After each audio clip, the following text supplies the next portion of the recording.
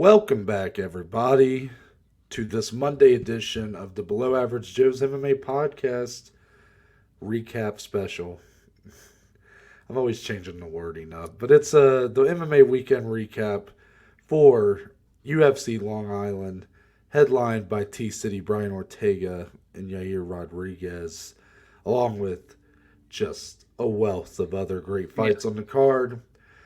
Before we get into it, though, Dominic, I know you had the back nine, as some would say, to play. I don't know what I'm talking about. I'm no golfer, but I know, Dominic, you were out there on the green having yourself a morning yesterday before the fights. How did it go? And then how was watching the fights at our buddy's new apartment? It was a great Saturday with two of my best buds. We went out there and golfed early in the morning yesterday. A little tiny par 3 course. There's nothing like going out there and changing it up, working on the short game, working on the irons, the wedges, all the fun stuff. But yeah, we finished up right on time. Only had to do one fight on the golf course. Watched it on the phone, had it playing through the speaker, and then the rest was good to go. But it was a good day, good company, good food. And it all checked out in an action-packed card. So it was a good weekend, man. You're back home. How was the ending of your vacation? And then how did you enjoy the fights this weekend? Ending a vacation, very solid. Never quite hit the peaks that had been set for it previous with the bear and whatnot. But no, it was a great time. Pretty smooth the rest of the way.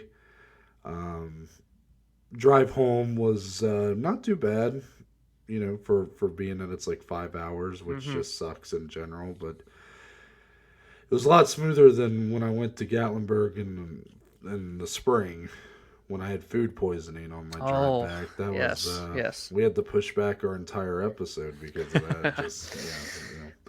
But yeah, coming back yesterday, got to hang out with my dad for a little bit yesterday and my grandma, so got to see everybody. Be heading back after this episode pretty shortly to Indiana, back to the nose grind as they say. So why did I say nose grind? Back to the grind. Back to the grind. They say, nose to the grindstone. There That's you what I'm go. thinking of. But yeah, the fights were great.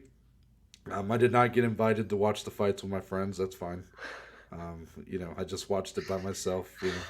Was I in Ohio? Yes, but it can't be helped sometimes. Yeah, right. I'm not much of a golfer, so I don't get included in anything The shaft. But Dominic, before we hop into this, I'm going to let you, since you're someone who doesn't invite your friends to watch fights with you, I'm going to let you plug our social media real quick. That's the correlation. You can find us on Twitter, on Instagram, on TikTok at BAJ_MMA podcast. You can find us personally for myself, DSlee14 on Twitter and Instagram. And for Noah, I pointed the wrong way. Damn it. At NTBaker_. A lot of action there, a lot of fun times. Come give us a follow, build the community as we continue growing this podcast. But yeah, that's where you can find us.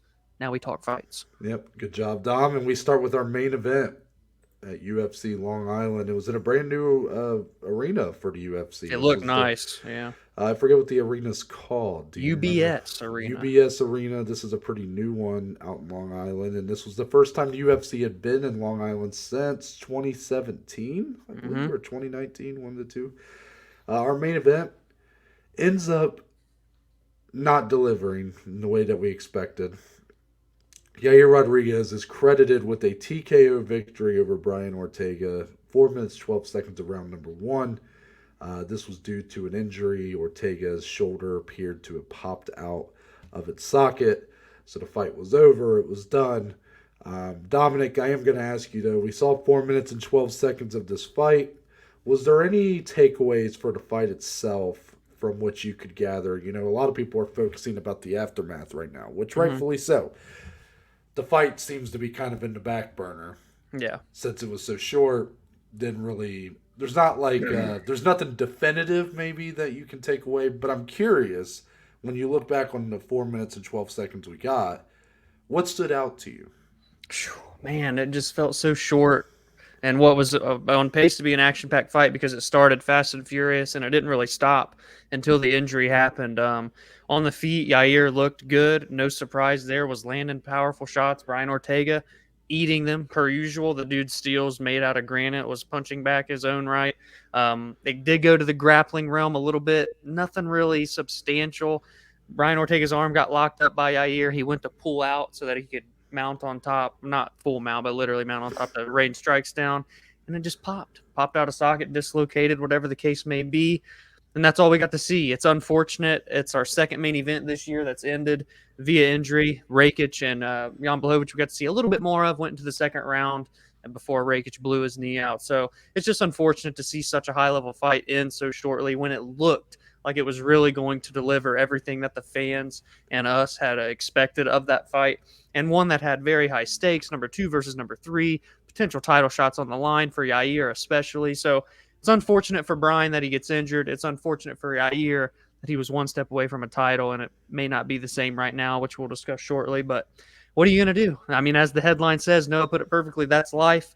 Noah said it to his stepdad yesterday. Brian Ortega said it in the post-fight interview. That's life. Things happen. Yeah, I had no idea that he said that when I put this as the headline. That's what's so funny. My big takeaway, Yair Rodriguez looked terrific. I mean, he looked. I mean, he was piecing up Brian Ortega on the feet. But what was so interesting was what caused the injury was Ortega finally got the fight to the ground. Yeah. And it would have been interesting to see what would have happened there if it had remained there for the rest of the round, and maybe if round 2, if Ortega could have gotten that takedown. We were just starting to see Ortega go to his strength, get it, and he actually was able to get it there. So there's not a ton of takeaways for Ortega, which is so unfortunate because he's the one that's dealing with the injury here. But you mentioned something interesting. I guess really that's all we can talk about for the fight itself. I mean, I thought Rodriguez looked very sharp early, which is something. But let's talk about what this means for that potentially promised title shot for Yair Rodriguez. You know, the UFC, Yair had been saying all week that the UFC had told him if he wins this fight, you are the next guy for Volkanovski's featherweight title. Right. I'm curious, Dominic, now that the fight has taken place, it ended the way it did, does he still get that title shot, or in some ways is it an unfortunate almost punishment that punishment's not the right word, but indirectly, if you don't give him the title fight, it is almost like a form of like, in some ways it's almost like punishing him for something that he had no bearing on in an injury to the guy he was fighting. So do you still give him the title fight, or does this result in the fact that it's so unfulfilling and he didn't really win the fight per se mean that he's going to have to wait a little longer? Yeah, I would say wait a little longer. I think, and your first text message in the group, Josh Emmett should get the title fight now, and I would agree. I think it's unfortunate because, you know, Josh was already on the win streak, and he already had earned it per se, but Yair ahead of him, the competition differences, whatever the case may be, to get Yair in there if he would have won yesterday. But I think that being that there wasn't a deciding victory, it ends in the first round very shortly, and via injury for Brian Ortega. I think Josh Emmett should get that title fight now. And of course, everything's up in the air with Volkanovski's injury. He's out 12 weeks apparently with hand surgery, but it's just it's super unfortunate again when you have high level guys like this, and you really did believe this was Yair's chance to shine and for Ortega to bounce back. So I hate, you know, kind of saying, well, you won, but you didn't really win. So Yair, sorry, it doesn't work this way. But I'm trying to remember, you know, initial thoughts for Jan Blachowicz when he won via injury for Alexander Rakic's leg, because going into that one, it was really a number 1 contender fight for both guys. I felt more so than this one. But even then, it's like, because we saw Yuri and Glover fight, and now it just seems like, well, Glover maybe should get the title fight before Jan, because Jan did win, but it wasn't, you know, kind of the same way we're seeing here. So I would say no title fight for Yair, unfortunately. Josh Emmett gets the driver's seat right now. Yeah, I think now more than ever, Josh Emmett's the biggest winner of this card. Yeah. Like, and who would have thought that going in? But unfortunately, I'm not sure if any of these guys are actually going to be in their next fight fighting for a title because of that Volkanovski injury. And mixed with that, Dom, I listened to the Ringer MMA show, which is a great listen. I recommend everybody to listen to it. Ariel Helwani, Chuck Mendenhall, Pete Carroll, great group of guys. But I like listening to it because Ariel will drop these little nuggets in there, like Spotify, Ringer, MMA exclusives, whatever. Mm. And he mentioned that the UFC is looking at a first quarter 2023 return to Australia. Oh, boy. So I hear this and I go, well, Volkanovski ain't going to miss that. He will not miss that. Yeah. So that kind of made me a little more pessimistic on the idea that Volkanovski is going to be fighting this year at all, the rest of the year. I think he also quote tweeted the announcement of Oliveira Islam and said, "I call next," basically. Yep. I called a winner. Mm-hmm. And the timetable might surely add up for it does. Australia, first quarter 2023, the winner of that fight. I don't love where this is starting to point to, but it's like there's things I love about it, and then there's things that I'm like, oh, I don't love that though. There's two words Noah really doesn't want to put out into the atmosphere, and it's interim title. Thank you.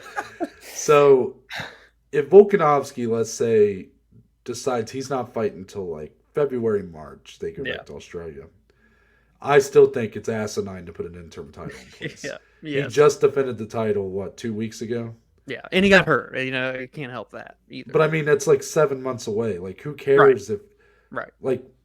That's a little long. That's a little bit on the longer side, but there's no reason to put an interim title in place. Yeah. The champion gets his hand surgery. He'll be back. Right. You're just you want him to fight in Australia because that's who he represents. Champions have gone longer without defending their titles and not had an interim put in place. But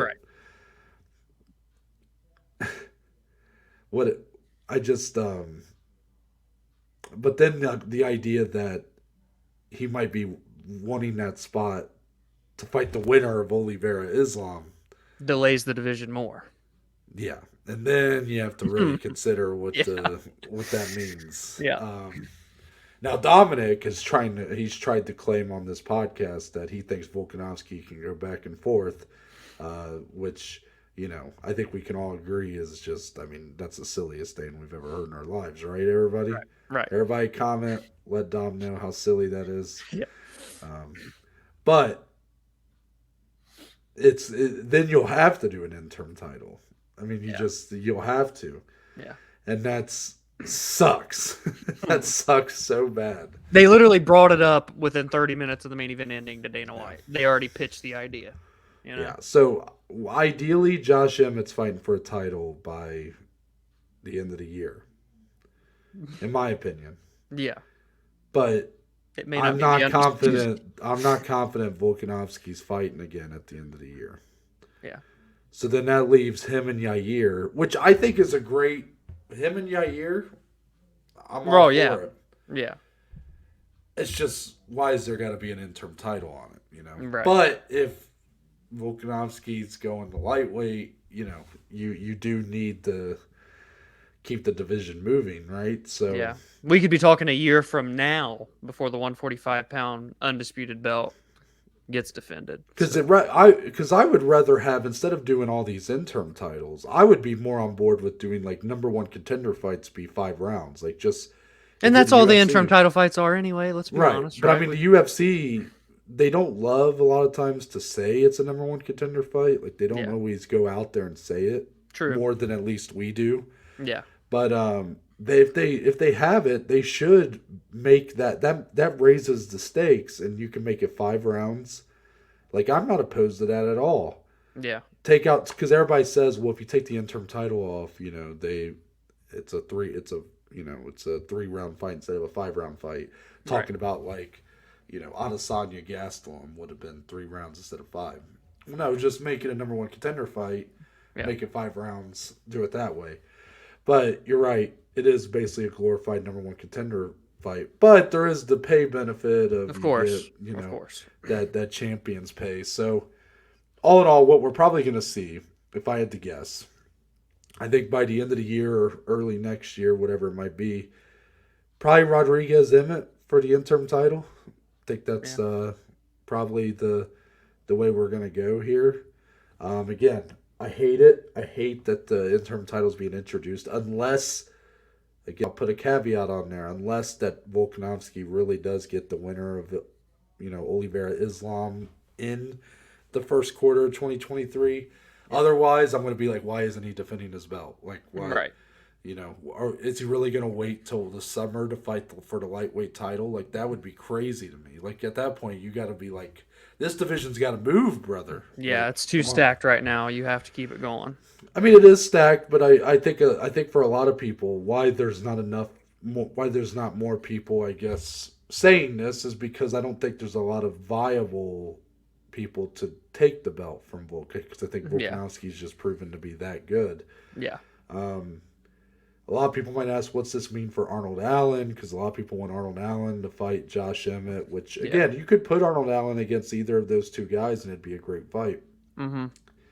I would love to see Emmett get the title fight and do Yair And Arnold. Allen.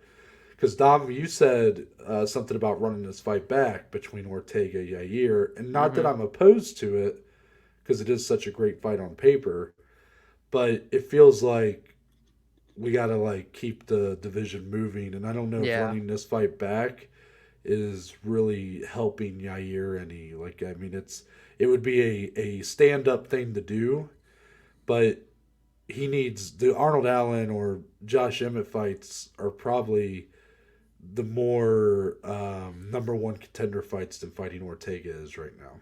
Yeah, I mean, ideal situation have to be Volk defend one more time end of the year against Emmett, Yair, and Arnold Allen, assuming Brian Ortega's shoulder. He seemed pretty pessimistic about it, only because he's Mm. had bad luck with shoulders in the past. He's already had 2 shoulder surgeries. So, I mean, that would be like kind of checking off all boxes there. And obviously, we just hope Brian Ortega can recover quickly as well. But yeah, it's interesting. It just sucks to have a fight like this end the way it did. I know, You you want know. you want more takeaways. You know what I mean? Well, you Because there's obviously plenty of want discussion takeaways, points, but and there's so much going on with this division right now. yeah, I mean, listen, all we're still talking about. And it felt like this was going to be a big like direction point for the division. yes, yes, If Ortega won, all of a sudden, I think Emmett still comes out looking pretty good in that yeah, case, and yeah, and Ortega maybe does get that fight with Arnold Allen or someone like that. But then if Yair wins, you maybe do the title fight with him, and then you do Emmett versus Allen. Like, hmm, there was just a lot of possibilities, but obviously Volkanovski definitely wants to move up, and that just is going to throw a little wrench in everything. So, and yeah, he's got the hand surgery, of course. So right, it's just, it's a little deflating for a division that's so hot coming in to coming out. It feels like there's a lot of things I don't love about the direction we're going for the division, but yeah, it'll all work itself out over time. It's just, the road to get there might be a little bumpy. yep, exactly.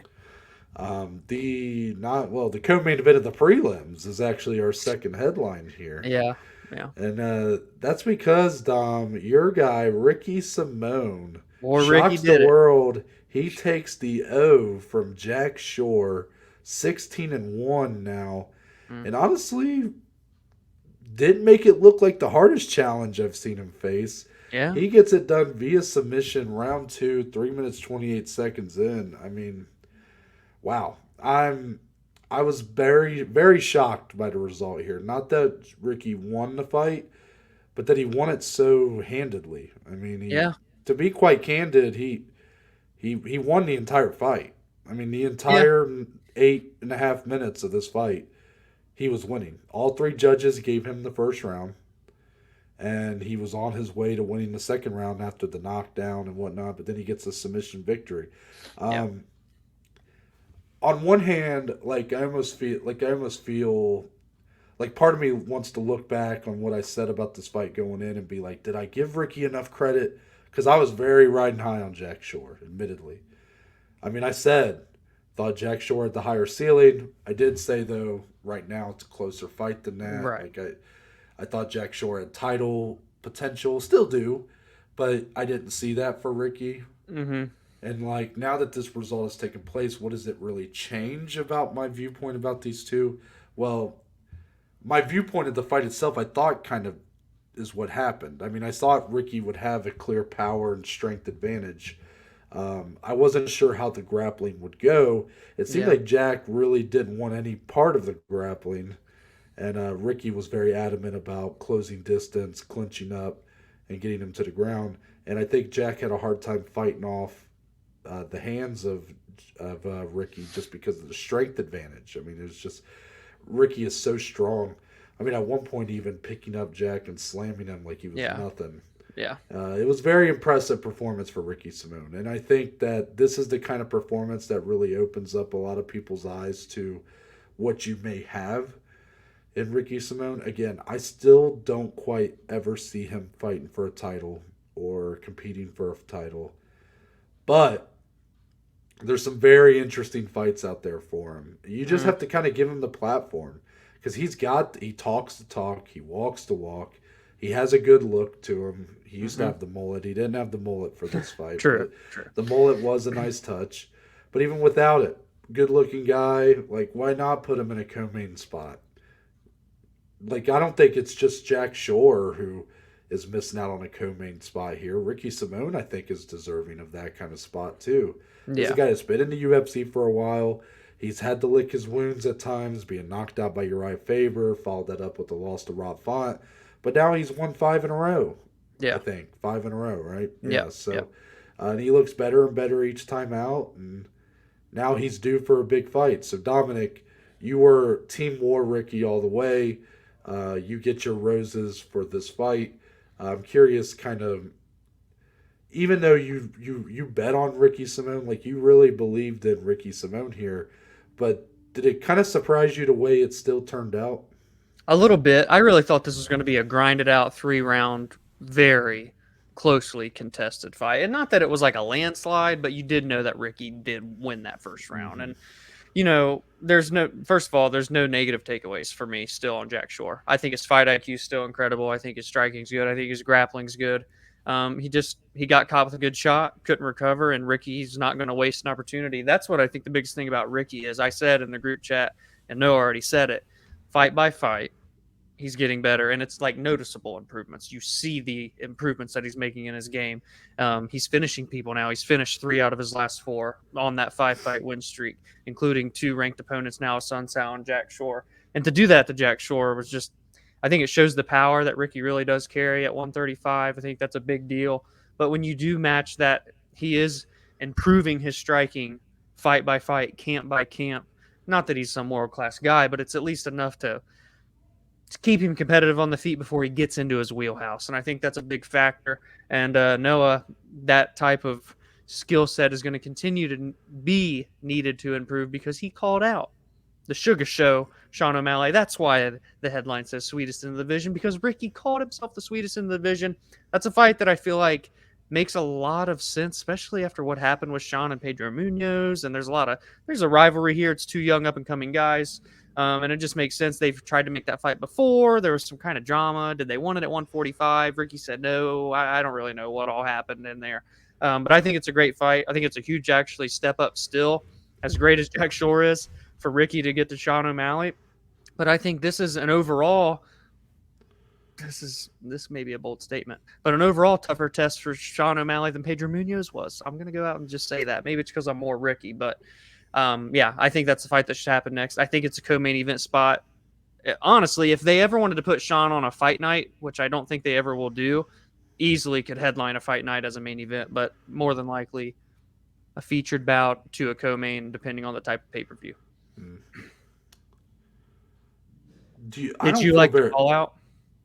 So I'm all for him shooting his shot, but it seems like the opinion online is that like respect on him for shooting his shot, but it's not a realistic fight. That's what I kept seeing online, and I kind of was surprised by that. I'm like, really? Like, I don't think it's that crazy. Like, is it really that crazy? Like, I get Sean's a big star, but I mean, is Ricky really like that far below him? Like, right. I don't know. I don't think so. I mean, they've talked, they've jawed at each other before. And the fight was nearly made at one point before Chris Moutinho stepped in back last year. Um, so I don't mind the call out. Do I think that Sean O'Malley takes that fight next? No. I Yeah. I think that Ricky has a very clear advantage over Sean O'Malley, and um, I actually think you're right. I was gonna say that I thought Ricky's a bigger test than Munoz because I kind of said this after the fallout of that fight. I said nothing against Pedro Munoz, like he's a great fighter. He may have ended up winning that fight with Sean O'Malley, but I don't think he's the test for Sean O'Malley. Like a Yeah. win over Pedro Munoz isn't necessarily going to tell me that Sean O'Malley is poised for a title fight. Right. A win over Ricky Simone actually says that more to me. Yeah. It's the style, right? The Yeah. style of the fighter is what I'm getting at here. Um, I do think that Sean still has some clear advantages over Ricky, but I think that he wants no part of that wrestling. And Yeah.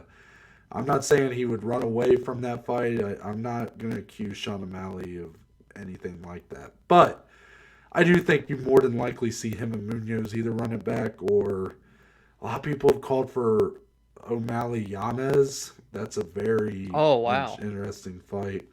That's an Um, interesting fight. just a stand up delight, So, That's a fight Sean wouldn't take that to either, you know? That's more really? unrealistic than Sean and Ricky. Oh, you're Like, crazy you know? if you think that. Really? You're crazy. Wow. You really think that's more unrealistic? I mean, I Yeah. think for Sean, that favors his style more than a Ricky fight does. Oh, it does favor his style more for sure. But yeah, that seems. Well, then why wouldn't he take it? He's not. I don't think he's going to fight anyone outside of rankings. And, Yanez is ranked 15th, isn't he? oh, he may be now. True, but yeah, I think Ricky's more realistic because of the heat they have behind it now. Nah, I disagree completely. But I get what you're saying. I do think, though, like the idea of a Ricky fight isn't crazy. I just felt like a lot of people were talking about it like, oh, that little whippersnapper shot his shot, but it Yeah. ain't gonna happen. I'm like, really? Is it that far? Is that Right. crazy? I'm like, I don't think so. But Yeah. Ricky has a lot of options regardless, and I do think he's due for like a borderline top 10 guy. I mean, how could you say he's not? The fucking rankings drop him 2 spots this week. Going in a fight week. Give him his ranking back first off. Yeah. Like Yeah. Frankie Edgar moving up a spot is laughable. Yeah. When we haven't seen Frankie since he got knocked out by Corey Sandhagen over a year ago. Like what are we doing? What are these rankings? Yeah. I'll be curious to see what happens Tuesday morning. I actually am just now looking at when they updated it. So Sean's 12 and Ricky's 13. So Tuesday morning, I'll be very curious to see what these people do with the rankings. Yeah. They just Very. put Sean back in front of him. Like it Yeah. just I don't know, it's weird to me. Like Hmm. I think Ricky after that performance he should go back to his original spot. He probably should be even higher than that now, but yeah, I'll be curious to see what the UFC kind of put in front of him next because this is a big feather in the cap, right? Win Oh, it's a huge win. over Jack Shore, who's such an undefeated phenom, and For those that don't know about Jack Shore, like he's a stud. This has an loss, entire country behind him in Wales. Yeah. I mean, he's so he's good. he's a big deal. I mean, he was the one that was getting all the Yes. people saying "justice for Jack" was the hashtag going around. Yeah. Like people were so mad that this guy was not being given a bigger platform. He's the one that's co-main in the prelims, and that nobody's talking about Ricky co-main in the prelims. It's Yeah. Jack Shore. Why is he not in a bigger spot? Why is he not on the London card? All this talk, and then he goes in there and gets pretty handedly beaten for 8 minutes. Yeah. Kind of a funny, I think, dose of a little taste of your own medicine, I guess. Like, show some respect to the guy on the other side of that cage. I think it was a big opportunity for Ricky, and he snatched it.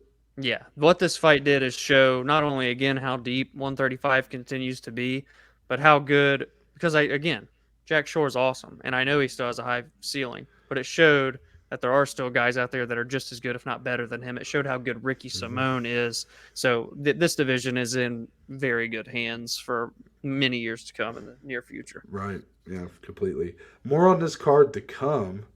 But Dominic, we got to go across the pond real quick. Yeah, speaking of Wales in the UK. The PFL has announced, Dominic. I hope you did your homework. I'm just kidding. Mm-hmm. I could tell you did. But the PFL announced that they will be launching a a new promotion of sorts called Yeah. PFL Europe.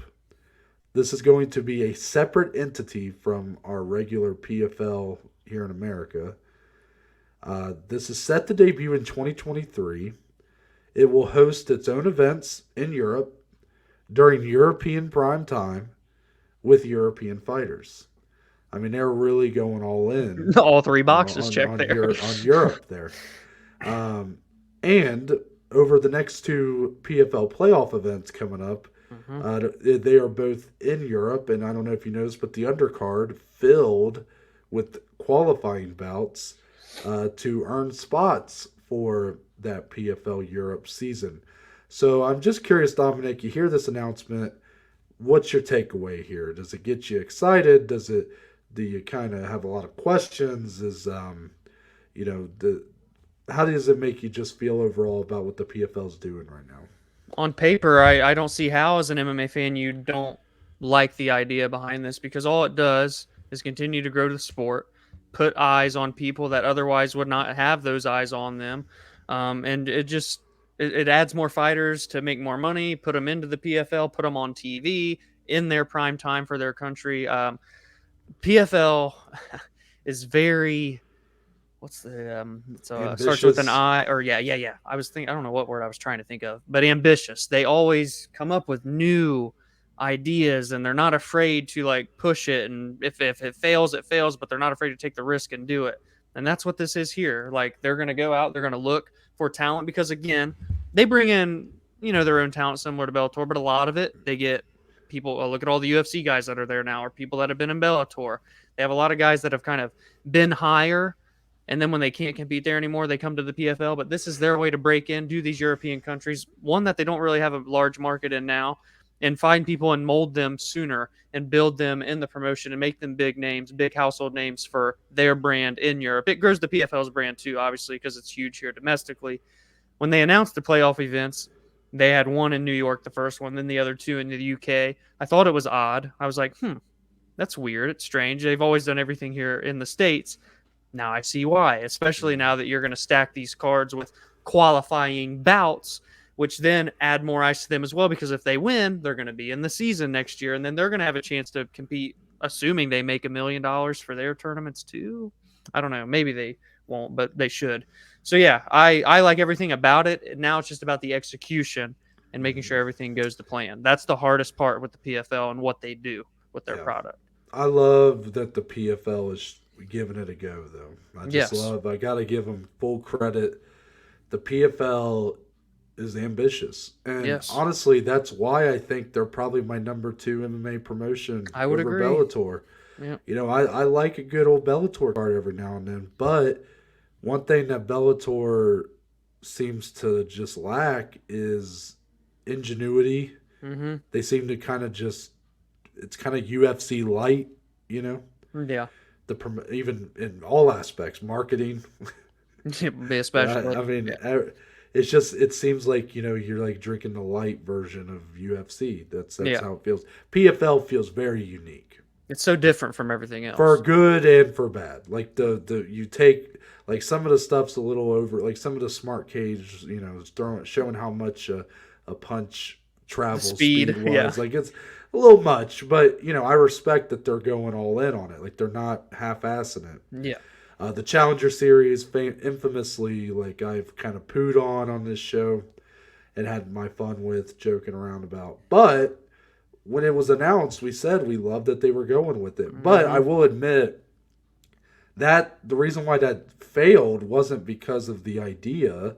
The idea was great. Yeah. It was, like you said, the Execution. execution of it. They put it on this fucking thing that nobody watches, Yeah. and it was just it cost me $100 for Yeah. 2 months to watch. You had the betting odds fiasco. Yeah, yep, the betting odds thing. I mean, it was kind of a mess, and it was a black eye for them. But at the same time, it's hard to like they still were giving it their all. I hope Yeah. they've learned from that experience and I hope PFL Europe will be very digestible. I hope it'll be on ESPN Plus or something. I don't Yes. know what the like European. I don't know. A lot of times like in other countries, Yeah, like the way that they watch. ESPN's not in Canada. They have Right. TSN. Yeah. So like all UFC fights are like on TSN, Yeah. and I don't know what Europe has to offer in that sense. But I hope for American audiences we can still watch it too. I mean, Oh, please. I want to be able to easily watch this. I don't want to have to buy whatever. I forget what the fuck that shit was called. Fubo. Yeah, Fubo TV. Like, please don't make me buy that. And we've called for like wanting more cards and more fights in the PFL. Yeah. Hopefully, this gives us additional cards. Don't just throw a ton of people on undercards of your normal events.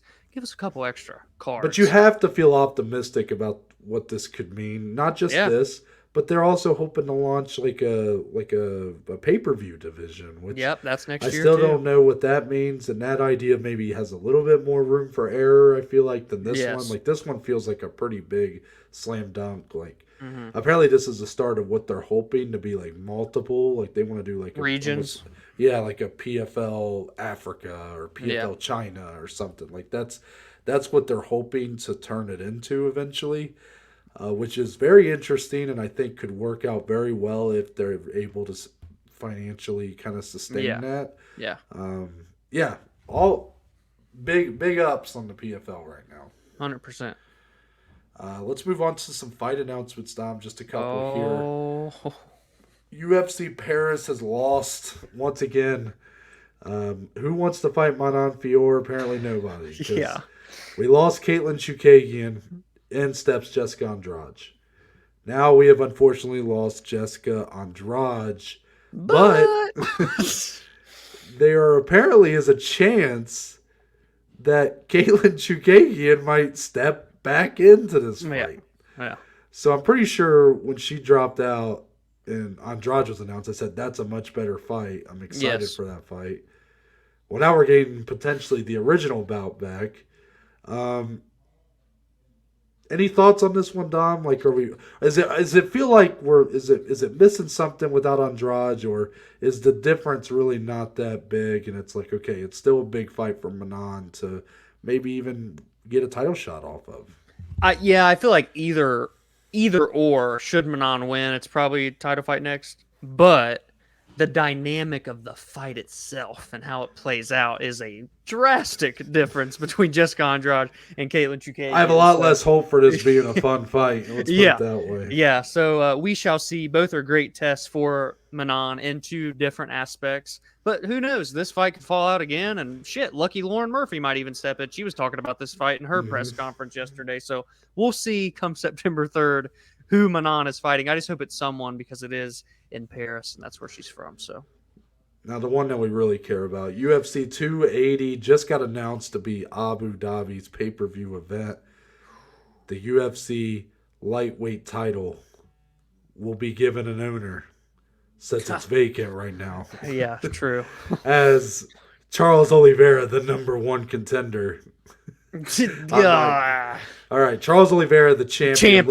Looks to Yeah. defend once again against maybe his toughest test to date, Islam Makhachev. I said his name weird. Makhachev. Yeah. October 22nd, UFC 280. Dominic, this has got to be probably one of the biggest fights for the last half of the year. This is big, right? That's exactly what I thought. It was so interesting on the broadcast. Again, this was all on ABC, by the way. They announced Charles as the ESPY award winner for Fighter of the Year, That by was the done way. very weird, by the way. That was such a weird announcement. Like, Well, it made more sense once they literally transitioned straight into this fight announcement. And man, this just has a big fight feel. It really, really does. I mean, we've seen what Charles has been doing lately, the streak that he's on, all the drama in his last fight, and he puts all that to the wayside and still goes out there and does what he does to Justin Gaethje. Then he had the promotion about himself. The champion has a name, yada yada yada. It was so sick, his story.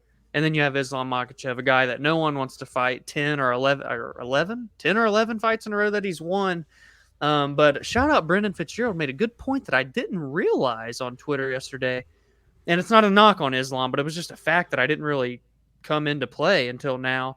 He does not have a win over a current top 10 lightweight, which is Hmm. very, very fascinating to think about. But we know the talent's there. We know the skill set's there. This fight is so amazing on paper. It checks every single box you could want as a fight fan in Abu Dhabi. The UFC's return there. It's going to be huge, I would imagine, as a card as a whole.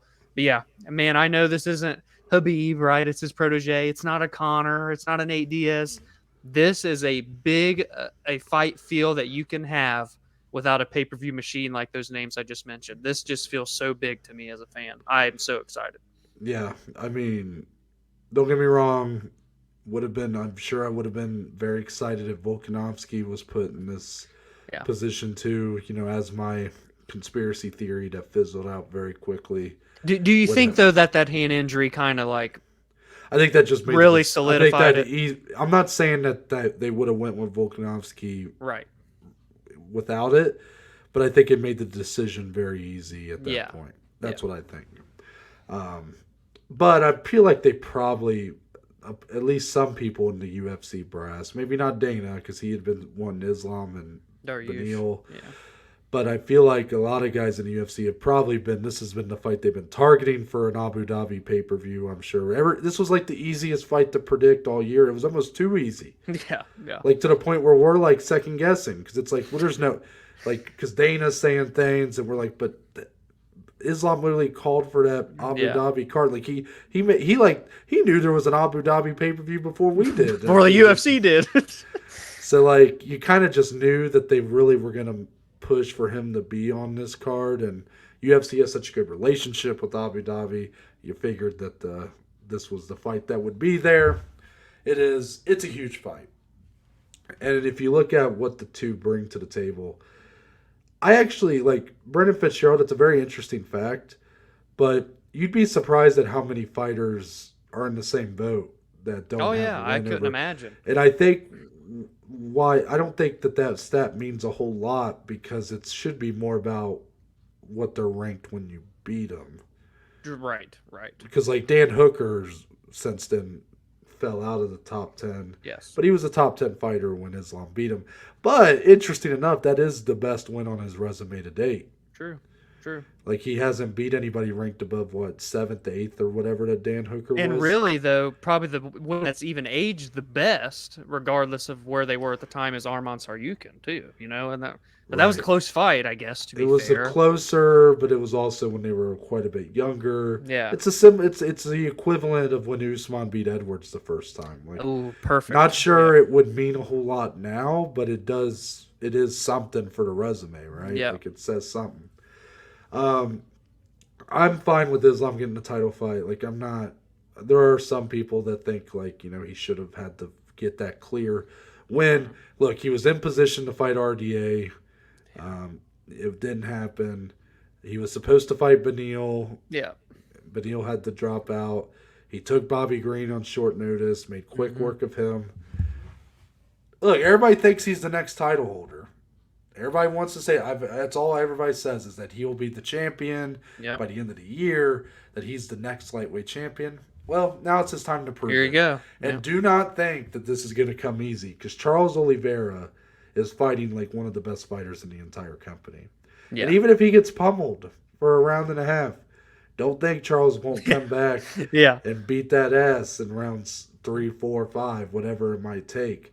Yeah.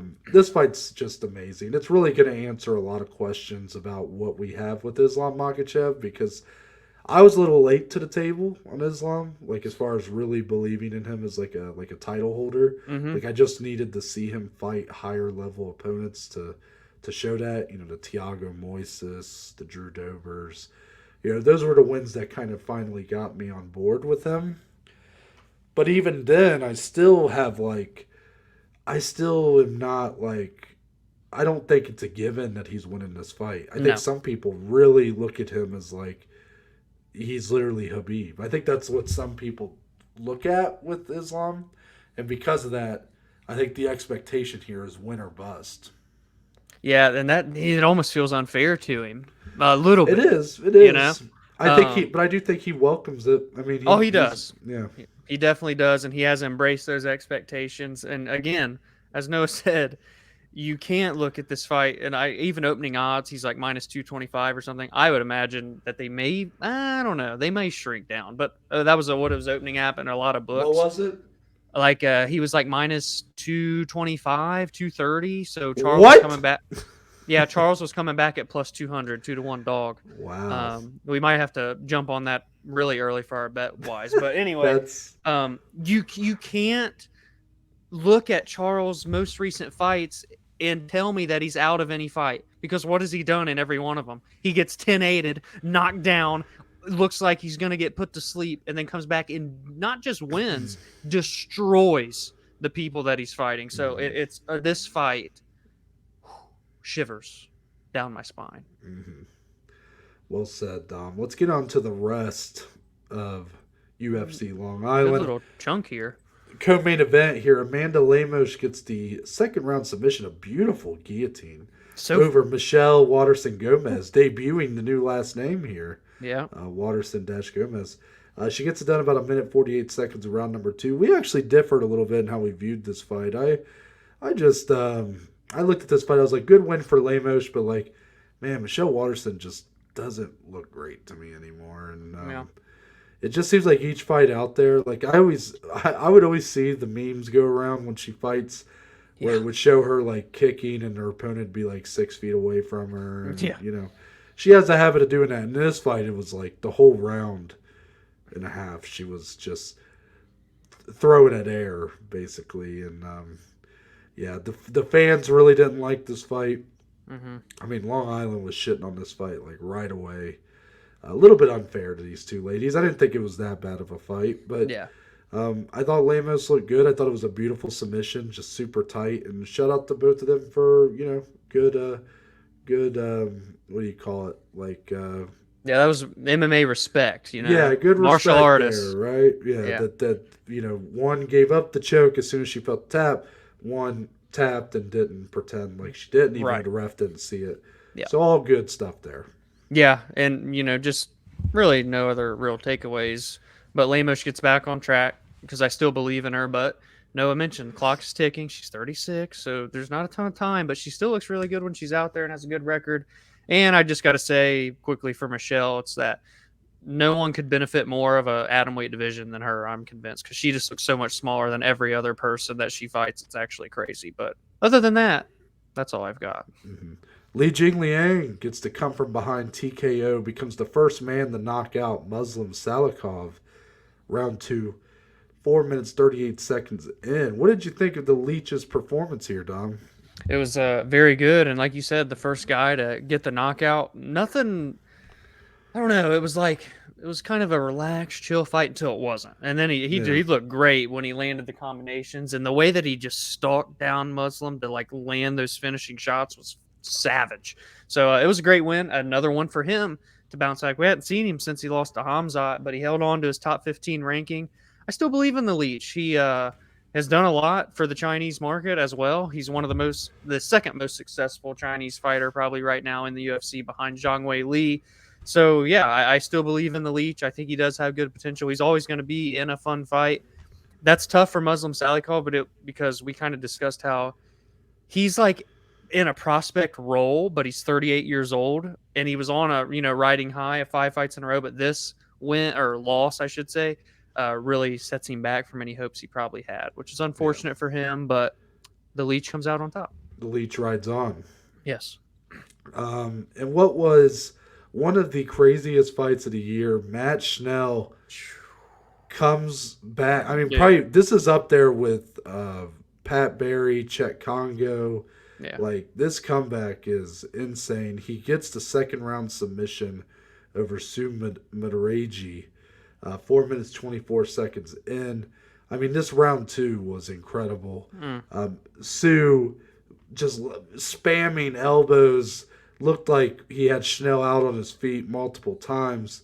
Schnell comes back, lands a nasty straight right that rocks Sue, is able to get the fight to the ground. Sue transitions, he moves him over to the top. Then all of a sudden the triangle gets put on, and it's all over. Schnell wins. Sue, that image Oh, of dude. Sue looking just dead, with blood covered all over both of them. Yeah. I mean, that's an image that'll live in MMA history Yeah. forever. This fight was incredible. It's why I love this sport. Just barbaric as could be, but Yeah. these two gave everything, and I'm happy they got the fight of the night bonus. Schnell's going to get an extra bonus, Dana said. Yeah. Just good stuff. It was terrific, even though my guy Sue unfortunately loses here, but man, what an effort. Yeah, I mean, no guy goes away here looking poorly. It was number 8 versus number 12, and Tuesday, damn it, they should not vary much in their Well, this spots. is the thing, Dom. This flyweight division, once again, people don't like the flyweights. Watch that fight and say you don't like watching Yeah, please. flyweights. Please. Oh, that was it. Oh, that was it? Okay. Sorry, I cut you off, and I didn't know if you had more to say there. You're good. Yeah, so moving on from that, Shane Burgos gets the majority decision over Charles Jourdain. A lot of people not liking this decision, Yeah. but Shane Burgos remains undefeated in the state of New York. Did you agree? So again, I had a bet on Shane Burgers, but I actually did score the fight for Charles Jourdain because round one was the round. That's the round. That's the round. You know what I mean? Because Shane won the second half of the round. Charles Jourdain started and won the first half of the round. So it's like, well, pick your poison. It was literally like 2.5 minutes. It was a fight in its own right. So one guy won one half. So I knew that was a toss up, and I knew that for the scorecards, it was going to be the same way. Well, really, I guess it technically wasn't. And then they gave round 2, or one judge, I shouldn't say they, Mike Bell gave round 2 a 10-8 to Shane Burgos. But I'm going to be honest, Noah, round 3 felt like more of a 10-8 to Charles Jourdain than round 2 felt like a 10-8 to Shane Burgos. Completely agree. I'm just going to keep it real. But again, we don't know how to judge fights, and nobody in the fucking world knows how to judge fights. So what do I know? But if damage is the first thing, and there wasn't really any damage in round 2, albeit Shane had like over 4 minutes of control, threatened with submissions. I understand that. But Jourdain, the numbers that he landed in round 3, it was like nearly 100 to like 20 in the third round. And he almost had Shane Burgos out on his feet on the cage. Was incredible. So, yeah, I mean, do with you. If either guy comes out of there winning, I'm fine either way. I just happen to be a little bit better today because I had money on Shane Burgos and he won. But again, kind of like the previous fight, Charles Jourdain doesn't leave this fight looking any less than he did coming in. If anything, he looks better. That was his first top 15 opponent, and nobody can really like Shane Burgos is in those type of fights all the time. That's where he lives. So the fact that Charles Jourdain almost got him out of there, it was a sick fight. I didn't expect anything less of it. It is kind of interesting that Jourdain almost out-scrapped Burgos. Like, Burgos kind of had to be more the finesse fighter here to get the job done. And that, if you look at they said this was the third biggest strike discrepancy between a losing fighter had over a winning fighter. It was like 7. I think the significant strikes, it was like 111 to 41. Or something like that. Yeah, I think so. Because that round that was dominated by Burgos, where he had the back for almost the entire round, he got a 10-8. I think he only landed like less than 10 significant strikes in the round. Yeah. But again, like, I'm not opposed to, like, it was very clearly those 2 rounds went to each guy. Yeah. I didn't think there was any 10-8s to give out, so I kind of disagree with the whole 10-8 notion. Right. It came down to round 1. So to me, no robbery there. But mad respect to both guys. They both put it all out there.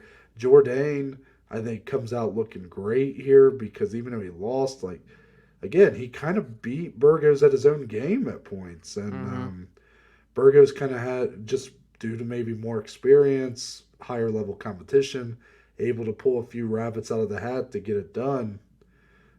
This was a great fight. Yeah, and what was that stat from GC? 7-0 now for Burgos in the state of New York City for the UFC. So that's crazy, man. 1-3 elsewhere, I think. So. Yeah. And Charles Jourdain, guys, only 26 years old. So yeah, he's got plenty left. Lauren Murphy got a unanimous decision win over Misha Tate. But I feel like the bigger takeaway from this fight has to be with the loser, Misha Tate. This was her debut. a new weight class, women's flyweight. We thought this might be a good move for her, but she comes out losing pretty clearly on the scorecards. It looks like that title fight with Valentina a little bit out of reach for now. What did you take away from this one? This was tough, man. And again, bet slip aside, I was very intrigued to see how Misha was going to look at 125. We had talked. She's never been a huge bantamweight, but she's always had relatively good success there. Obviously, a former champion.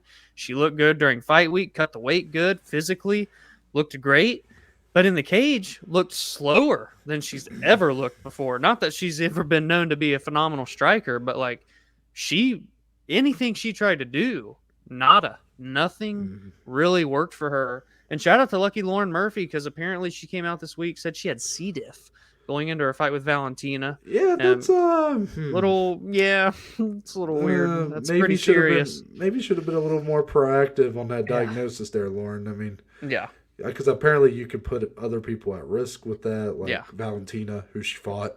With that, yeah. I don't know what to think about that. But yeah, it's still, I mean, what a tough ass chick to fucking fight through that. But she looked better than most of her wins she had en route to the title fight, I guess. Outside of a couple, she had good wins, obviously. But she's 38. She's not going to just jump right back into a title fight right now. But she called, again, as I mentioned earlier, the winner of the UFC Paris fight as a number one contender fight. So I respect her. She had the way she spoke in her post-fight press conference and interview was very uplifting, and, good on her. Highly believes in herself. And I love that, no matter what your skill level is, if you're ranked or unranked. But yeah, Miesha Tate, I don't know. That this is her big comeback. She's 1-2 now. She lost her debut at 125. Really in lingo, if you ask me. I don't really know how much longer the comeback can last. It's unfortunate to see a pioneer kind of in a state like this, but that's how the sport is, man.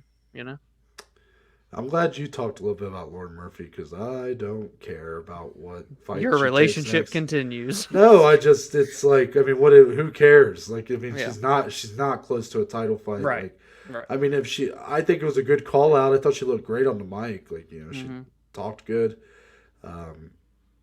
She looked good in the fight, but I'm not surprised. Like, I think a lot of people have been drinking the Miesha Tate Kool-Aid. I think, Dominic, you might even throw yourself in that. It slapped me in the face this weekend. I feel like I've been kind of red pilling Miesha Tate for a while, where it's just like her whole comeback, I've just not been impressed. I mean, she looked great in her comeback fight. Yeah. But then you look at the opponent and you're like, well, someone who was literally retiring, 40-some years old, not a great opponent. Yeah. Then she fights, what's her name? Katlyn. Katlyn Vieira. And both women come out of that fight looking pretty not great. And Miesha just losing that fight even more said that to me. It was one of my least favorite main events of the whole year. Then this fight takes place, and Miesha got her ass kicked, really. I mean, she didn't look, this weight move did nothing for her. No, not at all. And I mean, she looked worse. I don't mind her trying it, because, I mean, again, to me, this fight, like, her performance here didn't look that much different than when she fought Katlyn. Like, to me, there was no difference. Like, the speed was the same, the striking was lackluster for both. Like, it was just another step. Like, it's just the weight move did nothing. It didn't make her worse. It didn't make her better to me. She looked just like she did against Katlyn, I thought. So, I get what you're saying about, like, oh, it's unfortunate for a pioneer to kind of look like this, but I mean, I've never thought her comeback was. I never really looked at her comeback and thought, oh, she could be in a title fight or something. I mean, look at the way she left. I mean, she left getting pummeled by Amanda Nunes. Like, the sport had already passed her by. Mm-hmm. For her to come back at all is just impressive and awesome. But if she wants to keep doing this, she can. It's just how much does she want? Does she want to be in this kind of middle of the pack? That's her. That's up to her what she wants to do. But and the damage has been bad. I just don't think it's that unfortunate. Like, I don't think it's like a sad thing because, I mean, I feel like she left the sport in a similar spot to where she's coming back to it. Yeah, that's a great point. Because she lost back to back fights, lost the title to Amanda, lost to Raquel at UFC 205. Yeah. She's didn't look great in those two fights, and here she is now, still not looking very great. Just what she wants to do, that's up to her. Mm-hmm. Next one, Punahele Soriano comes out quick in round 2, gets the KO of Daucha Lungambola. What'd you think, Don Puna getting back on track 3-2 in the UFC now, 3 KOs? Yeah, the dude's got power, man. He drops bombs, and it was just again, when there's only 28 seconds, his power just showed through and through.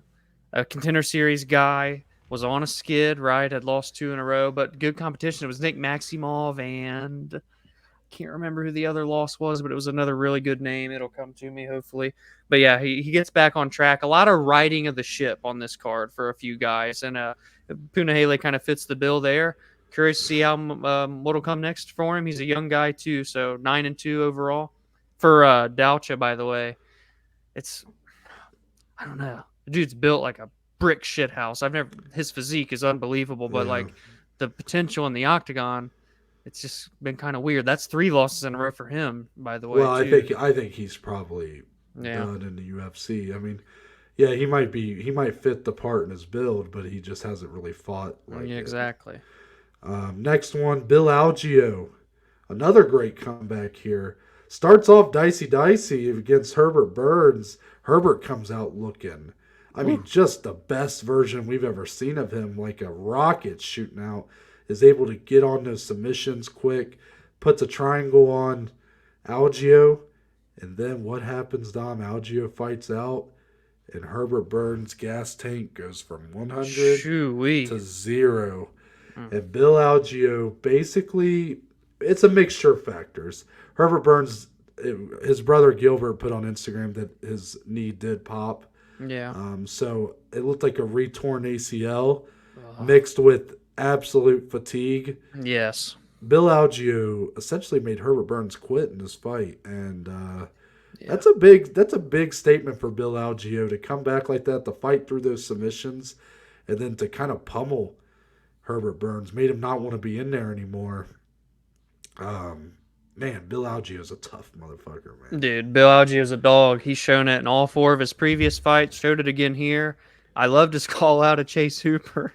Chase Hooper's response is fucking hilarious. That was pretty. Because the kid's literally like younger than us, so he just got done getting his wisdom teeth taken out, and he's like, "Is it the whoopee gas, or did someone just call me out?"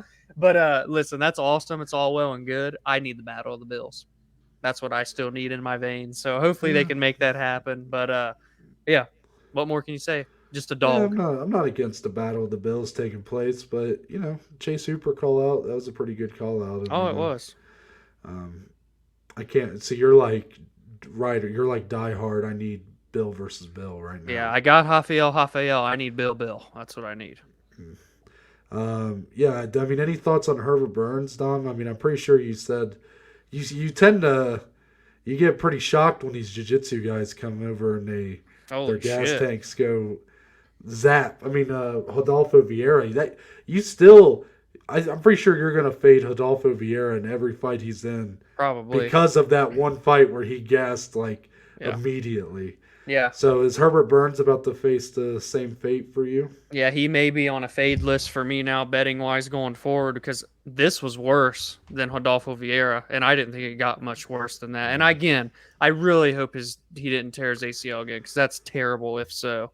Because he's such a young guy and he does have potential on the mat, he's dangerous. The dude finishes people, but when it... I mean, look at how good he looked in the beginning portions of this fight. I mean, he looked... If anything, Bill Algeo just showed how fucking good he is, really. Yeah. But Herbert looked great, but man, regardless, like, if his knee didn't pop, he was still gone. Like, he didn't get up off of the mat.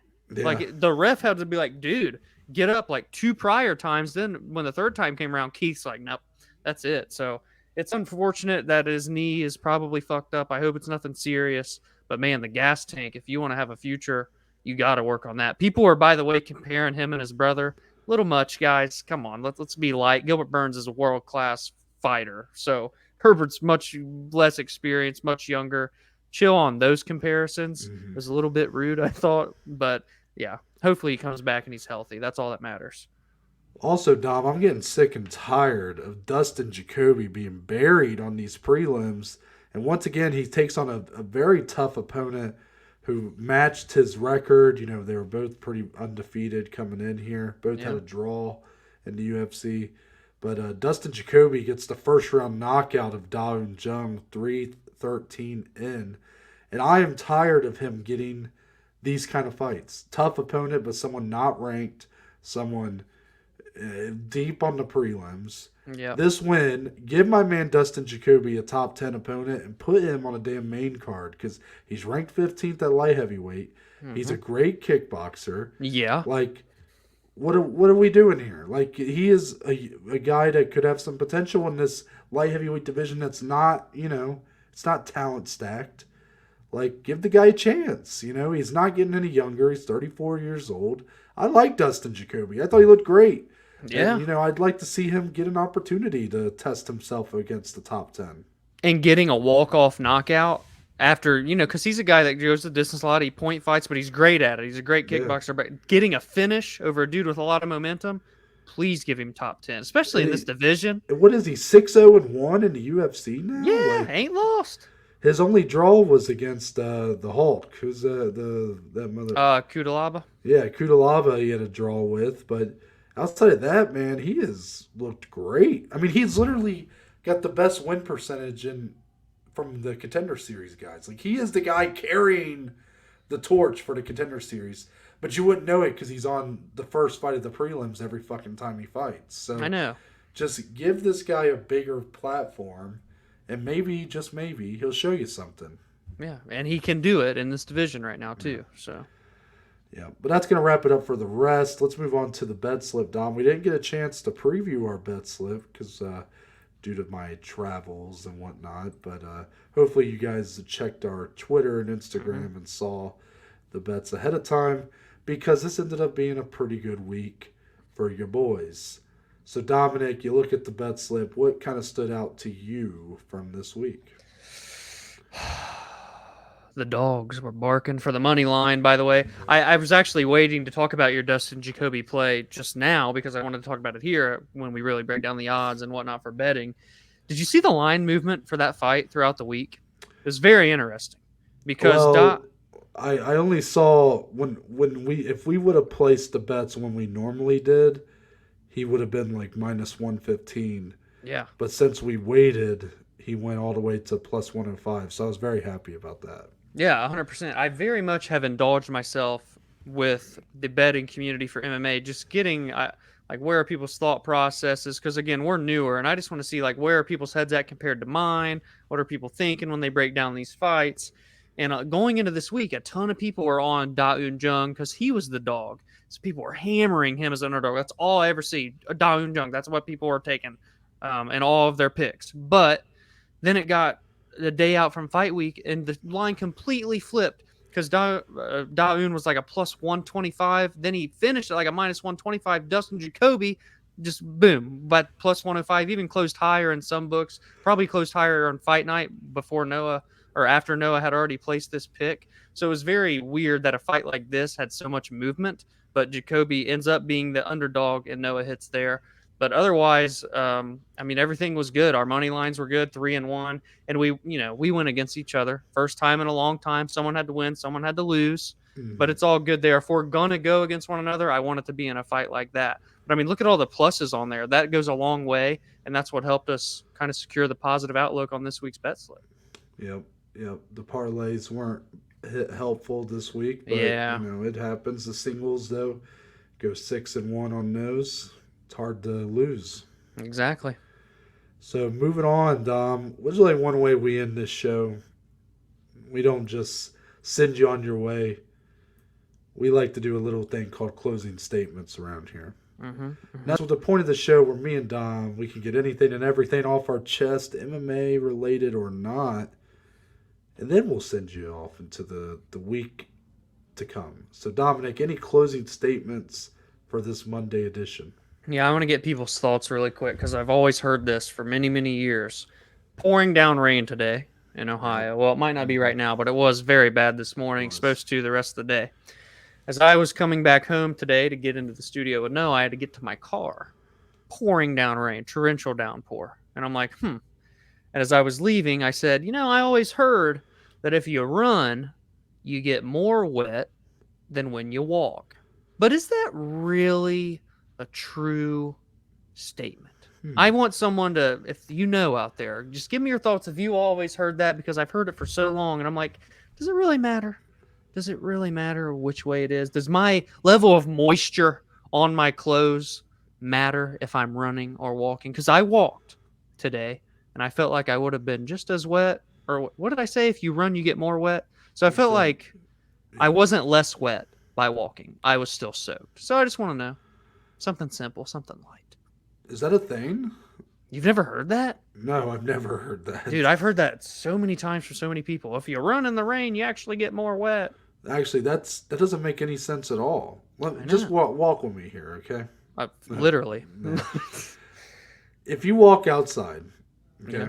and you're going to go to your car, you will get there faster if you run versus if you walk, right? Right. And you'll get there faster if you walk than if you just stand still. Yes, true. So if you go outside and you stand still for 10 minutes, you're going to get very wet. Right. So to me, if you run, you will get less wet than if you walk, because it just takes you less time. Right. Therefore, less rain will be on you. Yeah. That's what I would think. Yeah. Whoever told you that is silly. I've been hoodwinked and bamboozled. Yeah, I don't know what kind of people in Carlisle you've been listening to. This is why Carlisle shouldn't tell anybody anything. Because Carlisle, for all of its quirks, that's the kind of shit you learn in Carlisle. We have a good education. Yeah. Yeah, we were like 2 grades behind when we went to BG. My closing statement for today. I'm going to talk about style, something I possess. This is true. A lot of style, right? Yeah. What happened to the days where people would wear sun visors? Man, I bought this sun visor on vacation, Bubba Gump's sun visor. And I had so many people tell me, "Oh, retro." I was like, "Retro?" I said, I didn't know it was retro. Apparently, sun visors aren't like a thing anymore. Really? Yeah, and I went online. I was looking on different stores, and they really don't sell sun visors anymore. It's all like snapbacks? Yeah, so I plan on. So my goal is to bring back the sun visor. Please do. Because it's kind of crazy to me that such a quality piece of style is now missing from today's wardrobe. And I feel like in today's world, you see a lot of like retro older clothes coming back. So you're going to lead the charge for the next big thing. Visor. And then, Dom, you can wear some sun visors on the golf course, right? Yes. Of course. Because that's where I literally looked up sun visors, and all I saw was like TaylorMade. I don't know. You know your brands, your golf brands. Yep, Callaway, Bridgestone. Yep. Yeah. The only sun visor on Barstool's website is Barstool Golf. Oh, how about that? So, Dom, I know you're not much of a hat guy, but sun visor guy, that could be you. I may have to do it just for you. I mean, if the Below Average Joes ever get a merch line, the first item has to be a sun visor now. I don't make the rules. The reason why it's a sun visor, like people might ask me, why don't you just get a regular hat? Well, guys, I can't, because my head is so fucking big that hats don't fit me. They just don't. But a sun visor, I can just have that big old melon, just, I'm like, especially with like your hair, it would puff out real nice, but the visor's still blocking the sun. You look good, Noah. Damn it, in the picture. Thank you. Let them know. I appreciate it. But that's it. I'm Noah Baker. That's Dominic Salee. We're the Below Average Joes, and we'll see you guys on Thursday.